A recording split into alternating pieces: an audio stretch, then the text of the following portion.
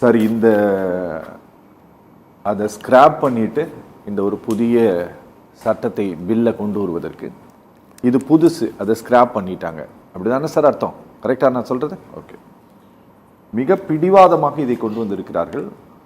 அதோடு கூடுதலாக மரியாதைக்குரிய அமைச்சர் சிவராஜ் சிங் சௌகான் சொன்னது என்ன அப்படின்னா, 2005 இதை நீங்கள் கொண்டு வந்து 2006 முதல் கட்டமாகவும் 2007 இரண்டாவது கட்டமாகவும் 2008 மூன்றாவது கட்டமாகவும் நாடு முழுவதும் இதை விரிவுபடுத்தியதற்கு 2009 தேர்தல் தான் காரணம் அப்படின்ட்டு சொல்லியிருக்காரு. சரியா? 2009 தேர்தலுக்காக இதை கொண்டு வரப்பட்டது. இப்போ இதை இவர்கள் கொண்டு வந்திருப்பதற்கு என்ன காரணம் சார்? 2009 தேர்தலுக்கு 2005 இவர் ஒரு பிரம்மாண்ட திட்டத்தை கொண்டு வர வேண்டிய அவசியம் இல்லை. சரி. பீகாரில் வழக்கம் போல தேர்தலுக்கு முன்னால் 10,000 ரூபா கொடுத்த மாதிரி இப்போ எங்களுக்கு திருப்பி கொடுங்க, உங்களுக்கு தெரியாத தவறான கணக்கில் அனுப்பிச்சுட்டோன்னு சொல்லி மக்கள்கிட்ட இப்போ கேட்டுக்கிட்டு இருக்காங்க இல்லையா? அப்படி செஞ்சிருக்க முடியும் காங்கிரஸ் கட்சி. அப்படி செய்யலை.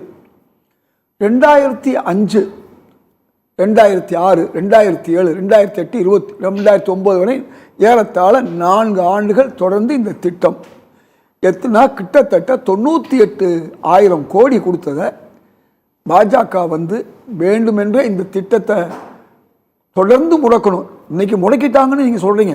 ஆனால் முடக்கிறதுக்காண்டி கடைசி அது 80,000 கோடி வரையும் குறைச்சிக்கிட்டே வந்தாங்க. கூட வேண்டிய ஒரு திட்டம். மக்கள் தொகை கூடிக்கிட்டு இருக்கு. மக்கள் தொகை கூடும் பொழுது வேலைவாய்ப்பை அதிகப்படுத்தணும். வேலைவாய்ப்பை அதிகப்படுத்தும் போது அந்த 100 நாளே கொடுக்கறது இல்லை, 30 நாள் கொடுக்குறாங்க. இப்போ தமிழ்நாட்டில் ஏறத்தாழ 30 கோடி மணி நேரம் வேலை வாய்ப்பு. அது உண்மை உள்ளபடியே 12,000 கோடியை ஒன்றிய அரசு கொடுத்துச்சு. இப்போ 40% கொடுக்கணும்னு சொன்னால் சுமார் 5,000 கோடி எங்கேருந்து தமிழ்நாடு அரசு கொடுக்குங்கிற கேள்வியை தான் தமிழக முதல்வர் மறைமுகமாக வச்சுருக்காரு. இப்போ அந்த 5,000 கோடியை ஏற்கனவே நீங்கள் 100 ரூபா தமிழ்நாட்டில் வசூல் பண்ணால் 29 ரூபா தான் நீங்கள் திரும்பி கொடுக்குறீங்க. ஏற்கனவே தமிழ்நாட்டுடைய வரிகள் அதிகமாக இருந்தும் கூட அந்த வரி தமிழ்நாட்டுக்கு பயன்படலை. ஏற்கனவே சமக்கிர விகாஸ் அபியான்கிற அந்த திட்டத்தில் நீங்கள் 4,000 கோடியை நீங்கள் வச்சுருக்கீங்க. கல்வி விஷயம், இதை நீங்கள் பிளாக்மெயில் பண்ணுறீங்க. இப்படி பல திட்டங்களை வந்து தாமதப்படுத்துகிறீங்க. இப்போ இந்த திட்டம் என்ன நடக்கும்? கிராமப்புறத்தில் ஏழைகளுக்கு போய் சேரும்.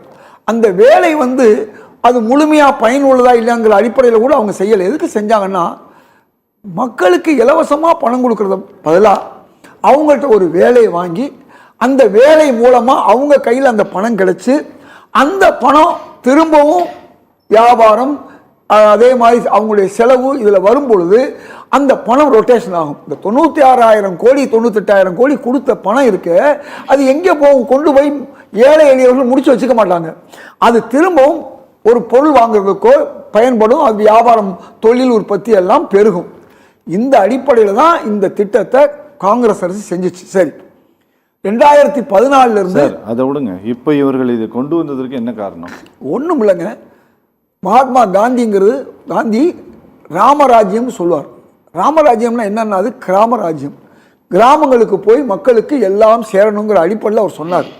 இன்றைக்கி என்ன பண்ணிட்டாங்க? மகாத்மா காந்தி பேரை எடுக்கணும்னு அவங்க 11 வருஷமாக எடுத்த முடிவுக்கு வந்துட்டாங்க. ஏன்னா மகாத்மா காந்தியை படமாக வச்சு சுட்டாங்க. ஏற்கனவே நேரடியாகவே சுட்டாங்க. சுட்டு அவரை கொண்டாங்க. இந்த நாட்டில் முதல் படுகொலை என்பது மதக்கலவரம் உருவாகிறதுக்கு காரணமான ஒரு விஷயத்தை செஞ்சாங்க. இன்னைக்கு நேரடியாக மகாத்மா காந்தியோட திட்டங்களுக்கு இது போன்ற கொலைகளை செய்கிறார்கள்.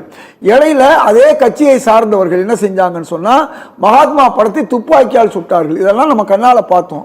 ஆக மகாத்மா காந்திக்கு முன்னால பிரதமர் நேருவை தான் கை வச்சாங்க. ஏன்னா காந்தியை கை வைக்கக்கூடாதுன்னு 2014 10 வருஷம் வரையும் பொறுமையாக இருந்து இவ்வளவு காலமாக பண்டித ஜவஹர்லால் நேரு பல பொதுத்துறை நிறுவனங்களை உருவாக்கின ஜவஹர்லால் நேரு வந்து எந்த அளவுலாம் பண்ணணும்னு சொன்னாங்க. அப்போ அந்த அடிப்படையில் பார்க்கும் பொழுது தொடர்ந்து இந்த நாட்டை உருவாக்கிய மகாத்மா காந்தி, நேரு போன்ற தலைவர்களை அசிங்கப்படுத்துவது, அவர்களை நீங்கள் சொன்ன மாதிரி முடக்குவது, அதாவது ஸ்கிராப்னா என்ன அர்த்தம்? ஒன்றும் இல்லாமல் பண்ணுவதுன்னு நினைக்கிறாங்க.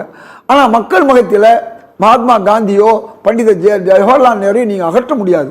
இப்ப என்ன நடக்கும்? நீங்க ஏற்கனவே மாநில அரசுகள் மிக குறைந்த நிதியில தங்களுடைய வேலை திட்டங்களை செய்து கொண்டிருக்காங்க.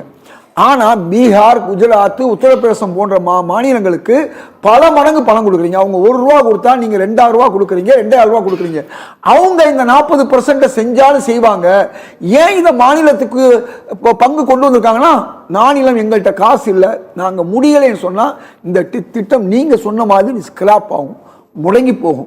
அப்ப மாநிலங்களுடைய பங்கு தொகை இல்லை என்று சொல்லும்போது இந்த திட்டத்தை கொஞ்சம் கொஞ்சமாகவே இவர்கள் ஒழித்து விடலாம் என்று அவர்கள் நினைக்கிறார்கள். இதுதான் இதுல அடிப்படை. இந்த அடிப்படையில் மக்கள் விரோத அரசாக இந்த அரசு இருக்கிறது. இது இந்த திட்டத்தை மீண்டும் மகாத்மா காந்தி பேர்ல கொண்டு வரீங்களோ இல்லையோ, மாநில அரசுகளை வஞ்சிக்காமல் 100க்கு 100 முழு பணத்தையும் முந்தைய காங்கிரஸ் ஆட்சி கொடுத்த மாதிரி நீங்க ஒவ்வொரு அரசுக்கு நீங்க கொடுத்து அங்க இருக்கக்கூடிய கிராமப்புற ஏழைகளை கைதூக்கி விட வேண்டும். ஆக கிராமப்புற ஏழைகளுக்கு எதிராக இந்த அரசு தொடர்ந்து இருக்கிறது. விவசாய சட்டங்களா இருக்கட்டும், தொழிலாளர் சட்டங்களா இருக்கட்டும், இப்படி எல்லா சட்டங்களிலும் ஒரு ஜிஎஸ்டி என்பது இன்னைக்கு அதிகமா கிராமப்புற ஏழை எளியவர்கள் தான் கட்டுறாங்க. இப்படிப்பட்ட ஒரு சூழலை நிறுத்த வேண்டும் என்பதுதான் இன்றைக்கு இந்தியாவில் இருக்கக்கூடிய இந்திய மக்களுடைய கோரிக்கை. ரொம்ப எளிதா சொல்றேன். எந்த ஒரு சட்டம், சாதாரண சட்டமா இருந்தாலும் நாடாளுமன்ற ஆய்வுக்குழுவுக்கு அனுப்பணும்னு சொன்னாங்க. இவ்வளவு முக்கியமான சட்டத்தை அனுப்புன்னு சொல்லி எங்க தலைவர் KC வேணுகோபால் சொல்றாரு. முதல்வர் என்ன சொல்றாரு? நிதி சுமை. இப்ப நான் கேட்கறது, 1,00,000 கோடியை 80,000 கோடி ஆக்கியிருக்காங்க.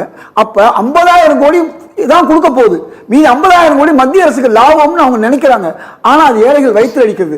இப்ப 30,000 கோடியை எந்த மாநில அரசு கொடுக்கும்? அப்ப மாநில அரசுகள் இந்த வேலையை செஞ்சுவிடக் கூடாது என்பதற்காகத்தான் இதை செய்யறாங்க.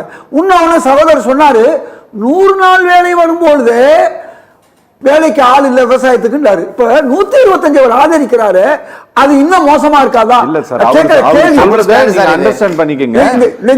என்ன சொல்றாருன்னா, பருவ காலங்களிலும் பயிரிடக்கூடிய காலங்களிலும் அறுவடை காலங்களிலும் இந்த வேலையை கொடுக்க கூடாதுன்னு இந்த சட்டம் சொல்லுது. அதை நாங்க வரவேற்கிறோம். அது அல்ல நான் இப்ப கேக்குற கேள்வி. ஓகே சார், சார் சார் புரிஞ்சிருச்சு சார். சார் புரிஞ்சிருச்சு சார், புரிஞ்சிருச்சு. கேட்கிற ஒரு எளிமையான கேள்வி, 100 நாள் இருக்கும்போது மீதி நாள் விவசாயம் பார்க்கலாம்னு வச்சுங்க. உதாரணமா 125 நாள் ஆக்கிரம் சொன்னா என்ன நடக்கும்? இன்னும் விவசாய பணிகள் பாதிக்கும். மூணாவது 60க்கு 40 அப்படின்னு சொல்லி கொண்டு வந்திருக்காங்கல்ல, சாமா வாங்குறத ஊழல் பண்ண முடியும், லேபர்ல ஊழல் பண்ண முடியாது. ஏற்கனவே 26% தான் சாமா வாங்கணும்னு இருந்த சட்டத்தை 40 ஆக்கும் போது இங்க ஊழல் கூடுமா கூடாதா? இதுதான். ஆக ஒட்டுமொத்தமாக பார்த்தால் இது ஏழைகளுக்கு எதிரானது, ஆலோசனை இல்லாதது, மாநில அரசுகளுக்கு நிதிச்சுமையை கொடுப்பது.